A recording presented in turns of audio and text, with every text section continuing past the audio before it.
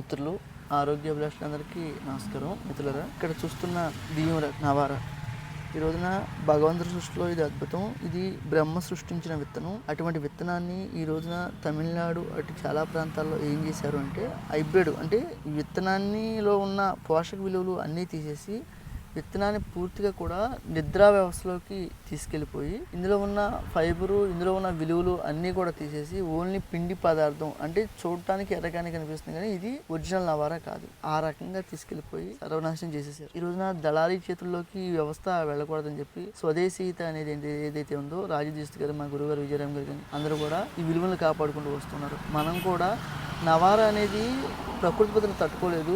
ఇది పడిపోతుందండి, నేల కంటికి పోయి సాపల్లే పడిపోతుంది. అయినా సరే మేము మీ అందరికీ బియ్యాలు అందించాలనే ఆలోచనతో ఎక్కువ విషయాలు పండించుకోవడం. అదే మనకి తమిళనాడు ప్రాంతాలు అయితే మొక్క మాత్రం ఎక్కడా పడుకోకుండా బియ్యం మాత్రం ఎడగా ఉండగట్టు అందులో విలువలు లేకోకుండా చేసేసారు.